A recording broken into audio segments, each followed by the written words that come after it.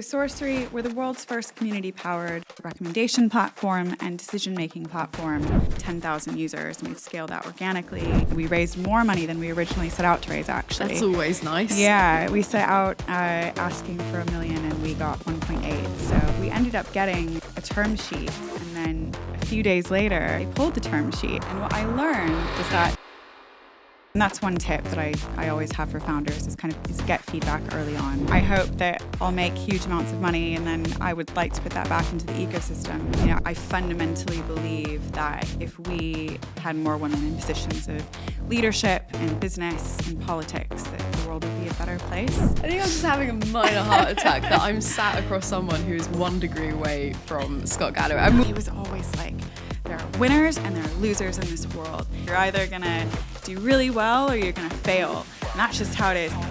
My next guest, Kristin Cardwell, is the founder of Sourcerie, the world's first community-powered recommendation engine. They managed to secure $1.8 million in pre-seed funding during one of the hardest times ever. Kristin Cardwell, congratulations and welcome to the show. Thank you. Thank you so much for having me. It's really nice to be here. No, pleasure to have you. So I mentioned this pre-seed that you managed to raise during one of the toughest climates ever. Again, wow, congratulations. Thank you. What was that like for you? Yeah, so we closed last summer. It was an interesting period because we had just come off the back of a really kind of good period for fundraise, right? A lot of founders were raising, and so we had a lot of momentum when we went in, and we can go into the raise in more detail later. But it started out strong. We had a term sheet. Everything was good. Everything was, we were super excited.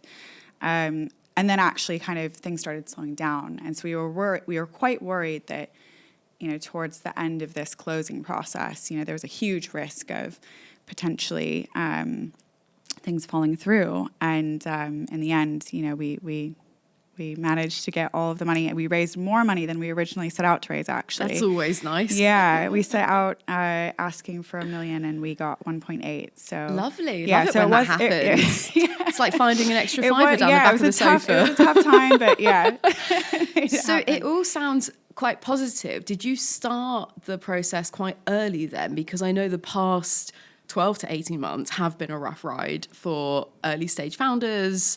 So did you start that process earlier on then? Or? Yeah, so when we went out to raise, we closed in 3 months flat, end to end, from the start of raise to close. It was a structured process at that point. But I did go out prior and kind of get feedback from friendly angel investors, people in this space, and that's one tip that I always have for founders is get feedback early on, right? And get feedback from people with experience in the space in particular. And they might invest, before you've even started. So amazing. But it wasn't all plain sailing for you during this fundraise process, was it? You said that it was all getting a bit rocky towards the end there. Yeah. What happened? We went out to raise. You start this process and you're like, I've got a structured process in place. I'm going to reach out to 100 or so investors. We've kind of built a relationship beforehand, or I've gotten warm intros. I've done the thing. You set them up kind of all at the same time. And you kind of run through thinking, you set deadlines, right? Like, here's the deadline for term sheet. Here's the deadline for close. And you kind of go into it. It's a little scary because you don't know what you're going to come out with on the other side. But you set in place these parameters to make, to put things in your favor.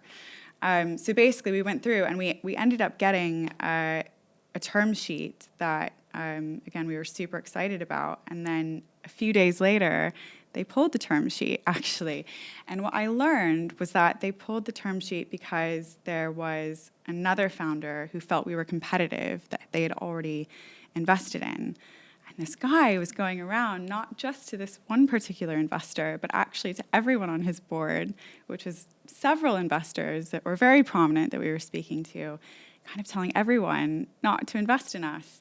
So that was tough. We were being blocked, and I had no way of kind of directly addressing that. And so I asked this investor, I said, can you just let me speak to this guy? let me have a chat with him, because I actually don't think that we're a competitive business. I actually think, we could be complementary and there's enough space for both of us, blah, blah, blah. So I ended up speaking with him directly, and I think, I just killed him with kindness, basically. Killed him with kindness, but also a very kind of rational discussion about why we weren't competitive. And you ended up speaking directly to the other founder, just to clarify. Oh, wow. Yeah. And, I was like, look, I don't think that we're competitive businesses, and here's why. But also, I think I made him feel a little bit bad. That takes some balls. That takes some bravery to go to the person that has shaken the apple cart, that's made one of your investors pull the term sheet literally days before it's meant to close. And not only that, but like going around and speaking to others that have got different portfolios. Yeah, and it happens more often than you realize. It sounds so it happens shady. Quite a lot, actually. As in what, the chatting to each other and... founders kind of going and trying to block other deals because they feel it's competitive. Wow.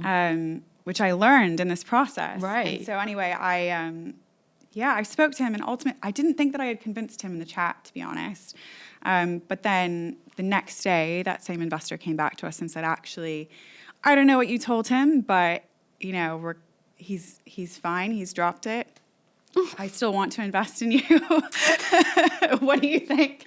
Do you know what? So I won't tell you how it ended up. But basically, we ended up having multiple offers, and so we were in a really privileged position after that to be able to. Sounds like you ended up in a much better position because of these childish games that kind of. It's so funny because it just makes me think of like the sophistication around like EBITDA and like valuing a business and like how to calculate shares, and when you go for investment, like how much stake are they going to have in your, and like does that dilute and especially if it's like a pre-seed, like an early stage round, what impact does that then have for future and then it's like these other factors, but then you've got this silliness of these playground games that go on, which literally are so ridiculous. It's just such a funny dichotomy of that sophistication and silliness that goes on. I mean, there's a lot of like behind the scenes politics and back chat, and you would never know, actually. My experience of VC investors is they do go with the crowd a little bit more. They do get caught up in the trends and FOMO. Nothing motivates VC investors like FOMO, is what I've kind of seen. Do you think they were so easily kind of swayed from this chat with this one founder?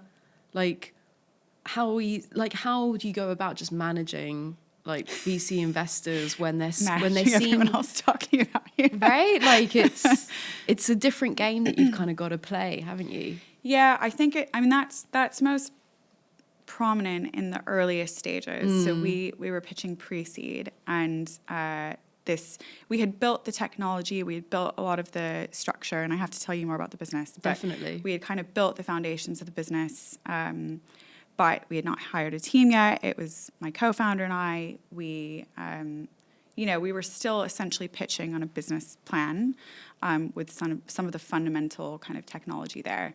And so, there's nothing to judge at that stage, right? So it really is, they're making a bet on the founders, they're making a bet on the business plan and the vision and future potential. And you're kind of, in a way, you've got to manifest this stuff as a founder. You're really, you're pitching the vision. And so I can see how at that stage it does, investors probably, they're talking to everyone, getting an opinion. And certainly if they feel you have momentum elsewhere, that helps. So, you would ask me to think a little bit about advice. I think one of the best things you can do for yourself as a founder is just to try to line up as many meetings as possible, all at the same time, because the more investors that you're talking to at once, the better the chances of getting competitive offers. And amazing to keep your options open. Yeah, it's a really valid point that you make, where there's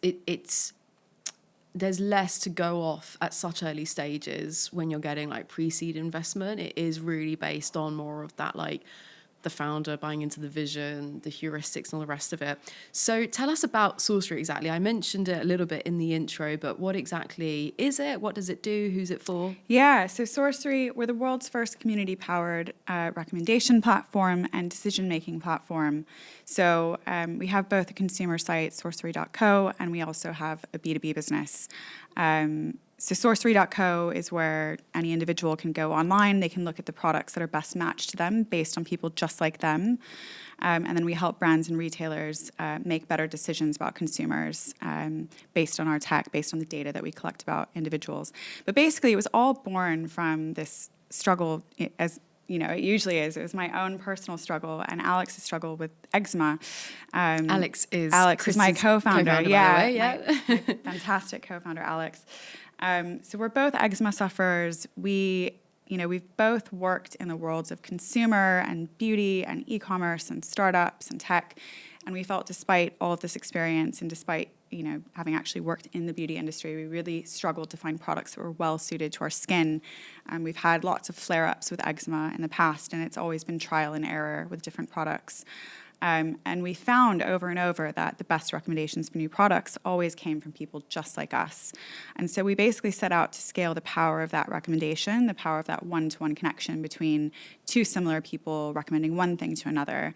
So that's how Sourcerie was born. Essentially, we've started with curating recommendations based on people just like you. Mm-hmm. I love the name too. Where did the name come from? That was just me and Alex kind of sitting in a room for a long time, brainstorming lots of different things. But it plays off of being a source of truth. So, it's spelled like the source of truth. Source of truth, but also a bit of magic, a bit of mystery. I love that. With the kind of tech behind how it all works. I love the spelling. I often rip into startup name misspellings, but I love this. The ending with the IE, it just has like a prettiness to it as well. So great. Got to make it seem French, right? Yeah, true. Yeah, I love that. And so are you starting off in the kind of wellness category with kind of health and beauty products? Yeah, exactly. Starting with health and beauty, wellness products, consumer products care products. And in terms of B2B, we work with everything from beauty brands to dental care brands to any sort of kind of care consumable product. Which makes perfect sense given your background. So Kristin here, responsible for maybe she's born with it. Maybe it's Maybelline. I cannot take credit for that. That slogan has been around for a long time. I'm not that old yet, but definitely responsible for the product creation of some super famous brands that I'm sure are sat on pretty much every female listener's bathroom cabinet, shelf, maybe some guys in there as well. So you worked at Maybelline before, L'Oreal, Refinery 29. So this must be worlds apart, right? Like coming from these huge household brand names to startup land. What's that transition been like for you? Yeah. So I started my career at L'Oreal. They own Maybelline, which is the largest cosmetics brand in the world. Completely different world, right? Huge company. I had the privilege and I loved I was on the central global team for Maybelline in New York. So we were the team that was coming up with new ideas. We would look at market trends across the globe and look at gaps in the portfolio and opportunities and basically come up with new concepts for new products. And then we worked with the labs to create the formulation. We worked with creative teams on the campaigns, the global campaigns. That's so cool. Worked with, product development on like the physical product and how it looked. And then we worked with the local teams globally to roll it out. And so I was able to kind of work across, Western markets, Europe, US, and Asia. And at one point in time, I helped launch a whole new line for Maybelline in China, which has a totally different positioning. It's a luxury kind of positioning over there in department stores. Amazing. So, what's that one called? Just out of interest. Well, it's still called Maybelline, but but basically,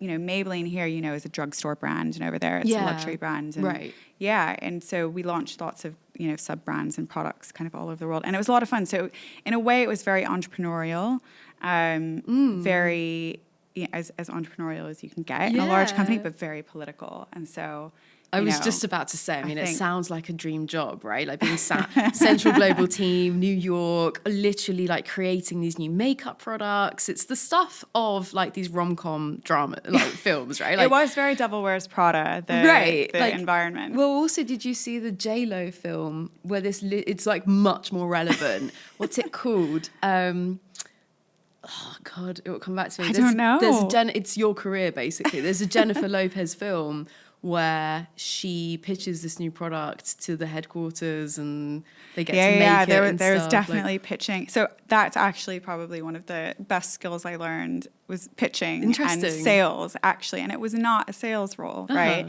It was, how to kind of pitch in an idea, how to get buy-in, how to get people on board with your vision, how to do that really early on in order to get anything through and to actually, to get products on the shelf that people are still using today. And that was just kind of the pitching internally, to the other, to the powers that be. No, I've definitely had a taste of that and it is bloody painful. So how do you navigate that? Like, what were some of the tips that you learned from trying to pitch to get things over the line that you've taken with you now to securing like huge fundraisers?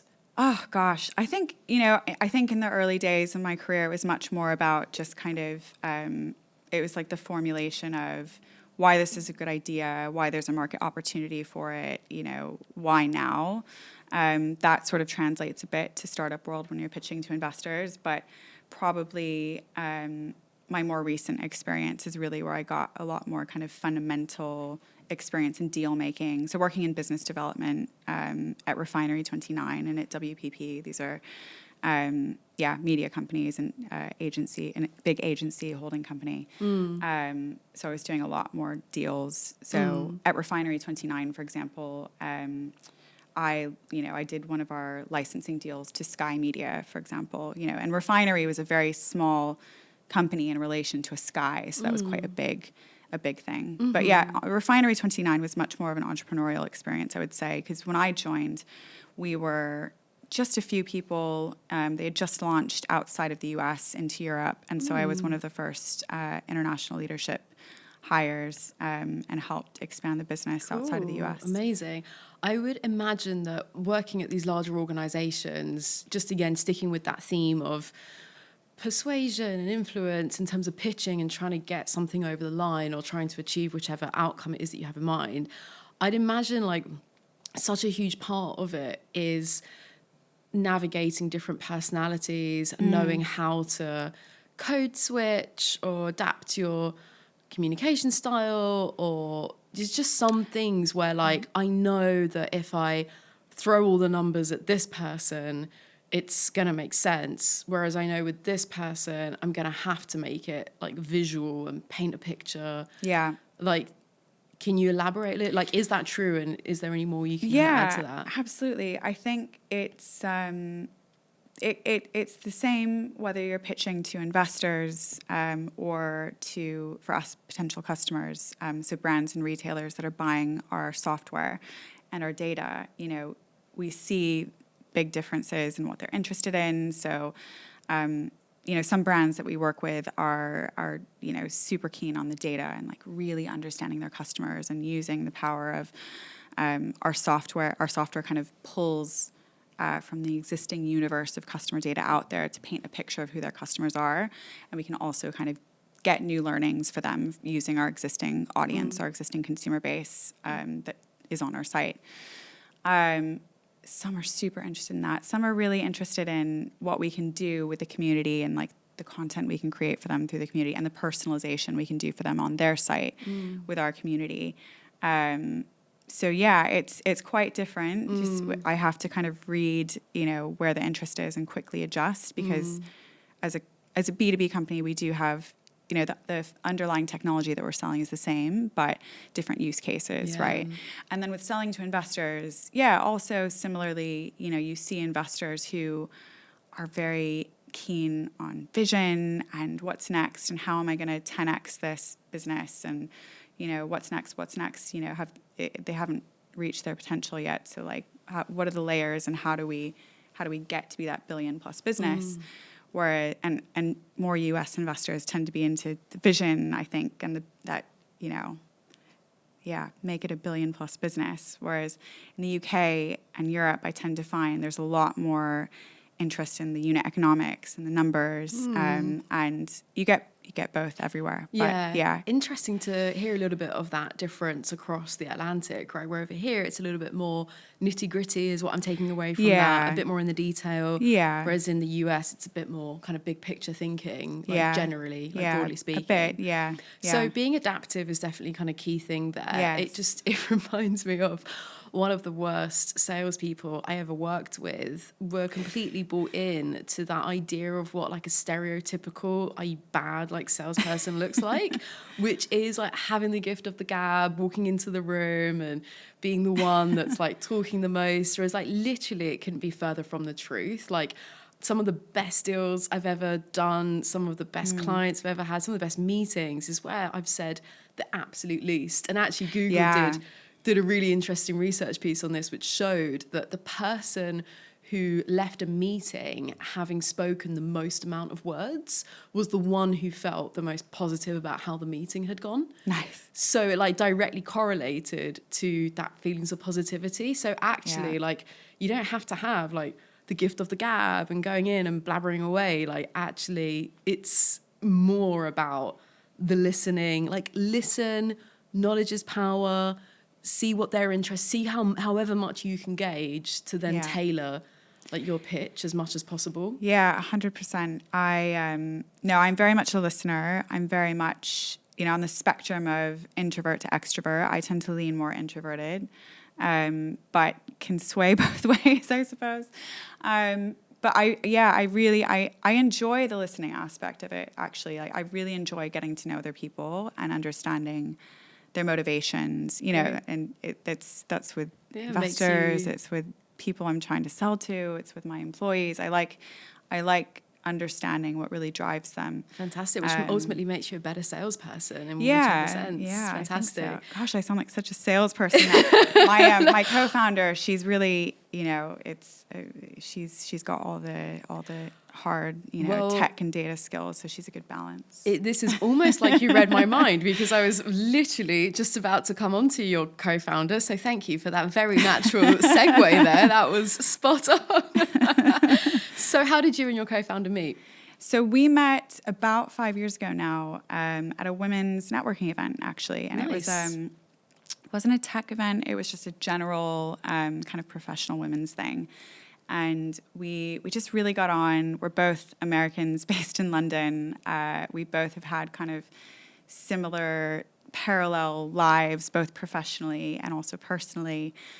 Professionally, we both have come over to do international expansion and, to grow businesses that were US-based businesses here. Just really got along and kept in touch. And I just felt, I remember having this idea for a business and just thinking, Alex is the person. Wow. I need to go talk to Alex. And I hadn't spoken to her in a while, actually. And I kind of chased her down and I was like, you've got to have breakfast with me. I have something to talk to you about.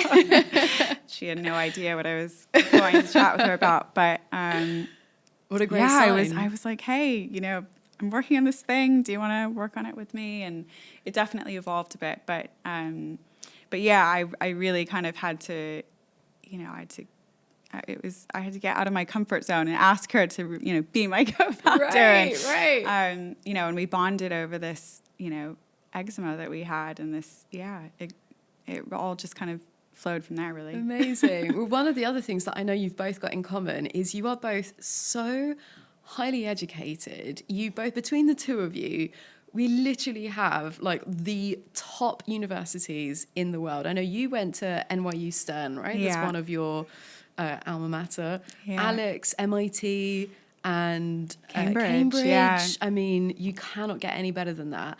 How much do you think this amazing education that you've both had increases your chance of success? Like, how important do you think it's been for you both to have like these amazing, going to these amazing universities? I think it certainly helps with the network. It's something that, it's an interesting question that you ask, because I feel, so I started my career in New York at L'Oreal. And I went, so I originally, I'm from mostly Austin, Texas. And so it was a big new world working in New York.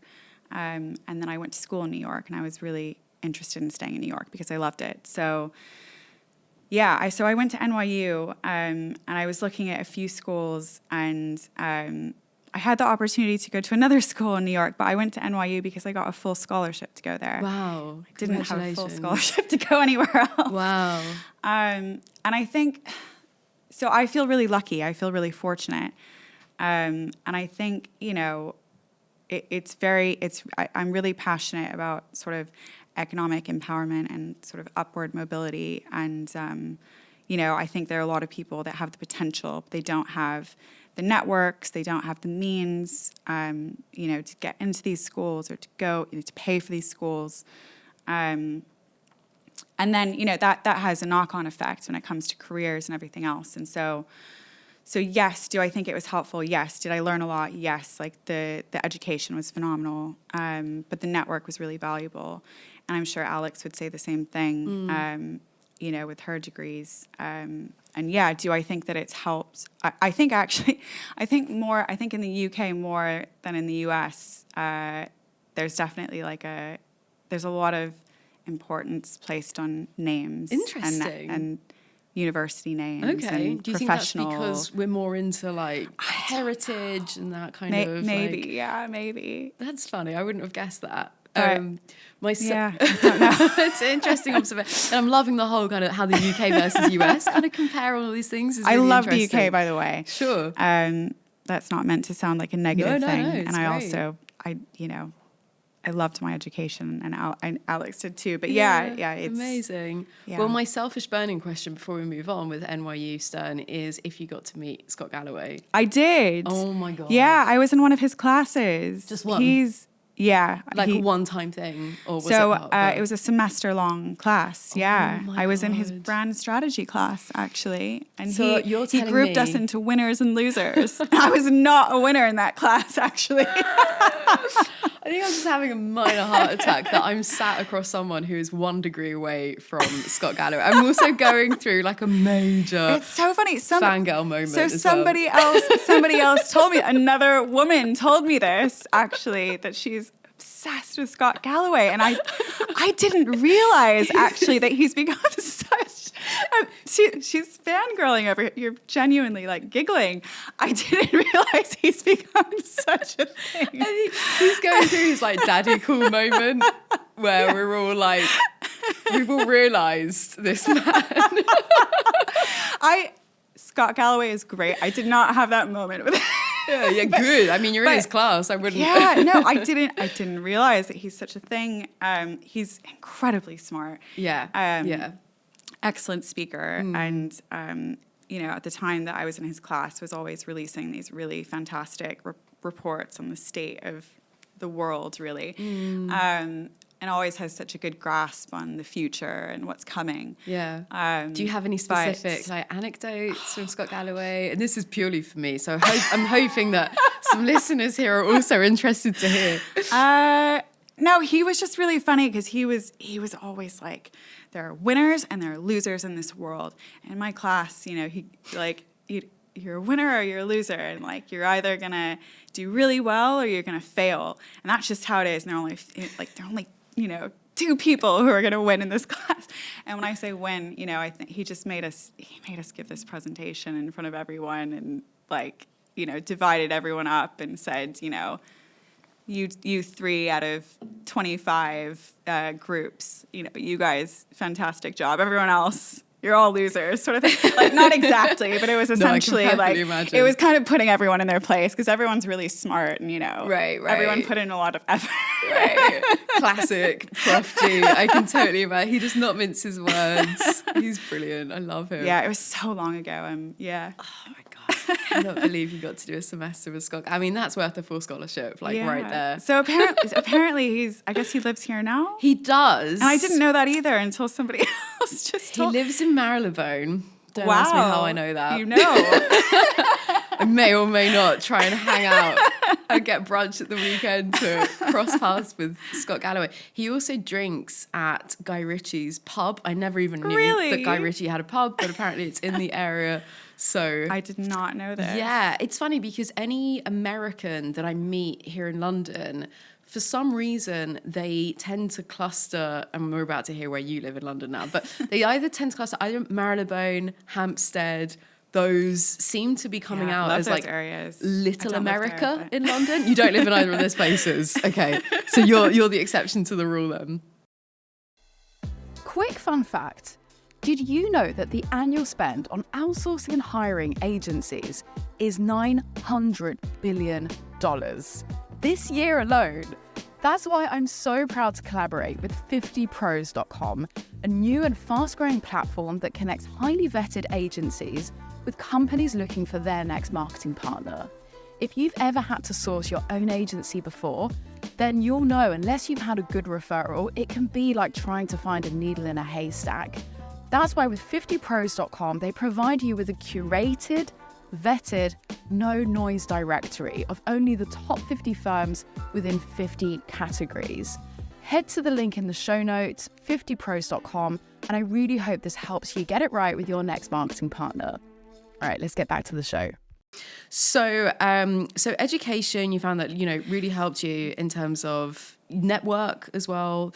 Upwards mobility, economic empowerment, you're super passionate about. So you're also the co-founder of Alma Angels. Yes. So tell us what Alma Angels is exactly. Yeah, so Alma Angels is a group of angels that pledge to invest in female founders. I cannot take credit for running it most recently. I have to give full props to my co-founders on Alma, Ella and David and Deepali, who have been keeping it running since I started Sourcerie, because Sourcerie's been so full on. But I did help in the early days, and we launched it together. How fantastic, by the way. I just want to mention, so the four of you, so yourself, Deepali Nangia, Ella Goldner, David Fogel, he was a judge on a recent Female Founders event as well. Just props to him for being such a great feminist. Yeah, he's such a great We need advocate. the guys. I mean, fantastic that you three, it's amazing. It's a wonderful initiative. Just to also check the angels as part of the network, they don't have to be women themselves, do they? It's just pledging to invest in female founders. But getting more guys involved is so crucial. So props to David Fogel, you're doing amazing. But you set it up with the other three, and I know you've been involved in some other initiatives as well that help. Yeah, but yeah, Alma. So basically. Just want to give props to them. So basically it's angels that have committed to investing in female founders, and it's not a syndicate, it's not a fund, but it's a pledge essentially. And so they hold everyone in the group accountable to investing in female founders, and it's measured every year. I've also been involved with Women's World Banking and Women for Women International kind of throughout my life. That's kind of a common theme throughout my life, I think, is that I'm really passionate about, just raising up more women. I fundamentally believe that, if we as a world had more women in positions of leadership and business and politics, that the world would be a better place. A woman to that. Yeah, and not just women, but also underrepresented communities. I'm half Mexican American, so I hugely want to see more people of color and in positions of leadership as well. And I've kind of focused my own efforts on women. Women for Women International. They're doing amazing work, so check them out as well. They support women survivors of war. By the way, and help them rebuild their communities. So, amazing. Yeah. Sorry to just cut in, but just on that, we'll add any relevant links in the show notes. Yeah, amazing. So if there are specific pledges, initiatives that people can get involved in, whether it's Alma Angels, Women for Women International, any of these other things that you mentioned, we'll pop them in the show notes so any listeners can help support in that as well. I feel like there's still a long way to go with a lot of these things, whether it is gender equality or just leveling the playing field for underrepresented groups, as you say, I guess like we don't have another 3 hours to get stuck into this, but like, I guess, where do you think we can have the most impact now when it feels like there's no single silver bullet? There's so many, it's so nuanced and generational. There's so much that would need to change over a long period of time. But I guess, like, do you have any thoughts on what could be like low-hanging fruit to help us make some headways in the right direction? Yeah, I think, I mean, there's so many places to affect change. You know, as you've said, all sides of the equation. I think getting more money to female entrepreneurs, female business owners, not just venture-backed money, but just, you know,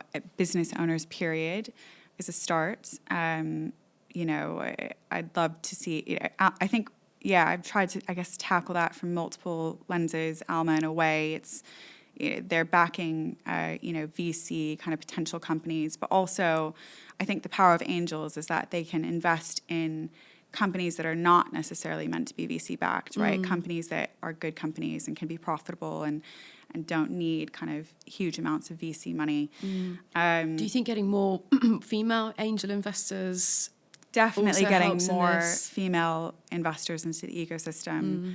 You know, I'm not really in a position to invest right now a lot, but, you know, I hope that I'll make huge amounts of money, and then I would like to put that back into the ecosystem. You know, I would love to see more women investing, period. I think that is probably one of the successes of Alma so far, really, is maybe it's less about the founders that the group backed and more about how it's gotten more women into the investment ecosystem, because I now look around and I see lots of sort of alumni from Alma in different places. So Deepali, one of the co-founders, is now a partner at Speed Invest, investing in female founders. That's her focus.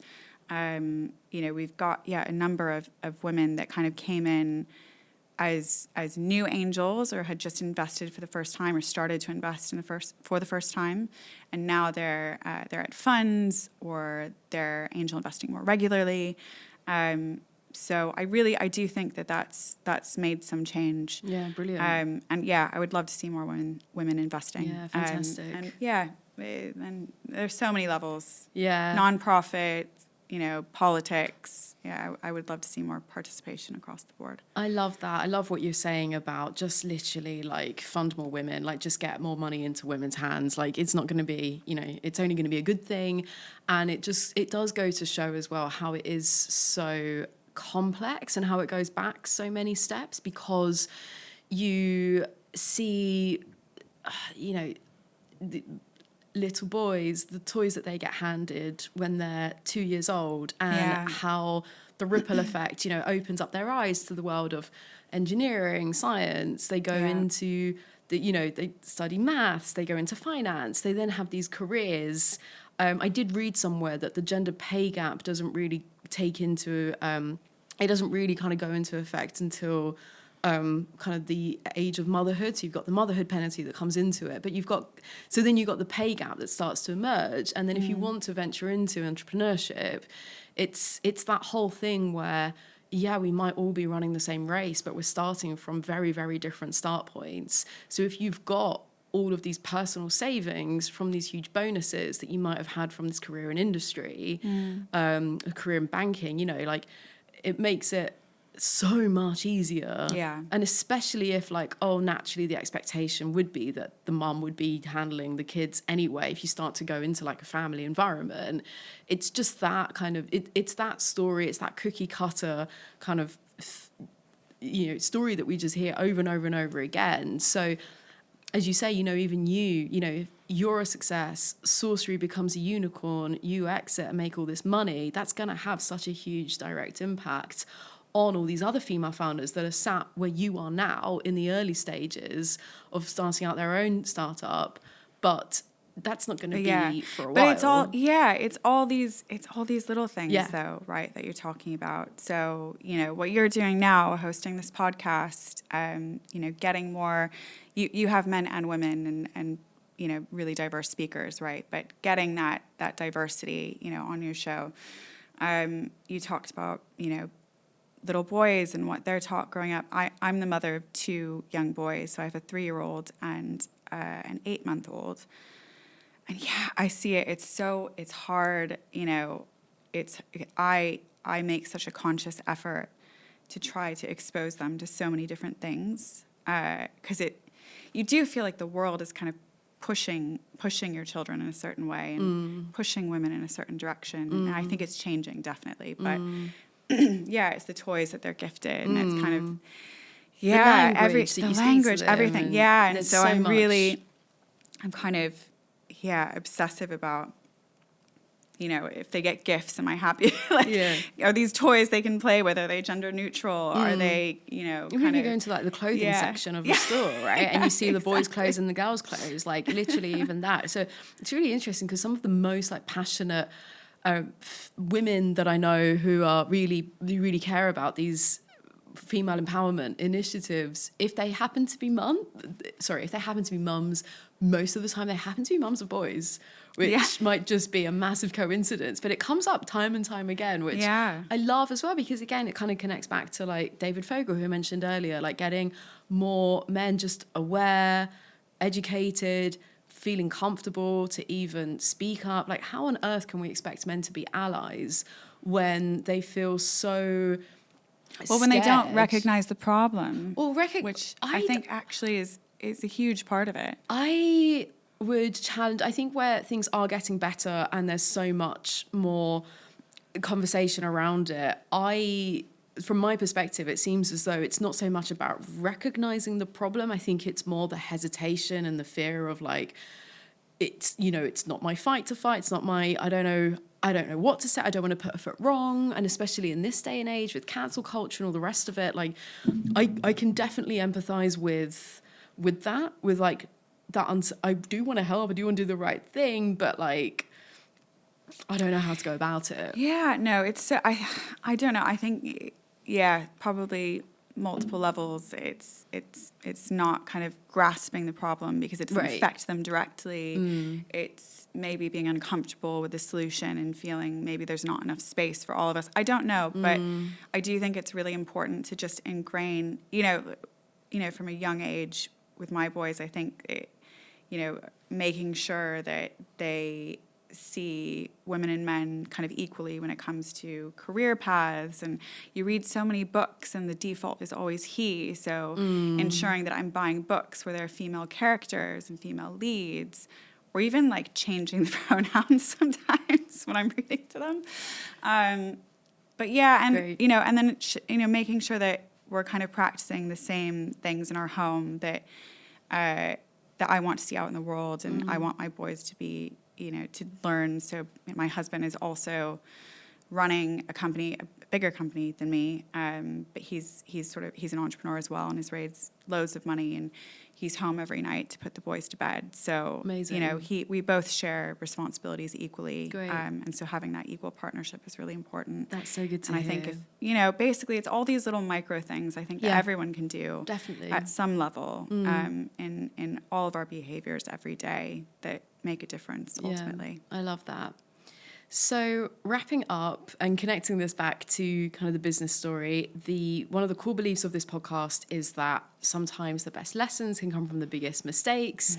You did share a little bit before about kind of the bumpy road to securing your pre-seed. Have there been any other lessons learned along the way that you'd like to share? Yeah, it's such a good question. I think probably it boils down to being, I talked about this with my co-founder Alex before I came. I think it's both of us being more confident in our ability as entrepreneurs to see things first and set the direction. Because I think we're both first-time entrepreneurs, and so we kind of came into this business feeling like, okay, we cover this, this, and this, and I've got experience here in business development, sales, and data and tech and this and that. But there are certain things where you're like, not quite my domain. I don't really know how that works. And obviously we're figuring things out every single day. But I think the biggest thing was we could have been leaner to start with when it came to hiring our team. And we probably didn't need to hire, in particular, somebody to head up product and somebody to head up growth roles right off the bat. We actually needed something very different. And we've realized that now and we've recalibrated. But what we needed to do in the very early days was to just do those roles ourselves. We've done that now. We've got 10,000 users and we've scaled that organically. And, Wow. We've got, this incredible kind of custom-built product and technology that personalizes e-commerce end to end. But we really had to get in and do it ourselves and basically get specialist expertise where we needed it for advice. But to figure out these things you've really got to dig in and do it yourself as get an in the entrepreneur. trenches. Yeah, and I think also just making decisions as a company. I think it is important to us that our team feels heard, and we're very, I'd say we're a really collaborative environment. And we really expect everyone to kind of own their domain, but to build together. So no role, if it's not in your domain, it doesn't really matter. You do what you have to do to get things done. And that own your domain, build together is part of our values. But I do think there are times where you have to just actually set the direction as the leaders. And I think if we had just also maybe listened a little bit less to people outside of us, whether they be advisors, investors, whatever, I think we see things before anybody else does as founders, as entrepreneurs. And so to just listen to our gut more. Have more confidence in that. Yeah, makes sense. Exactly. Amazing. Well, thank you so much for coming on the show, Kristin. Thank you. It's been a pleasure to hear your story. And I will definitely be grilling you much more on Scott Galloway details afterwards. I won't be putting our listeners through that. Thank you so much for listening. Thank you so much. Hope you enjoyed this episode. You know what to do. Please hit that subscribe button so you don't miss out on some other amazing episodes we've got coming up. Big thank you once again, Kristin. It's been great to have you.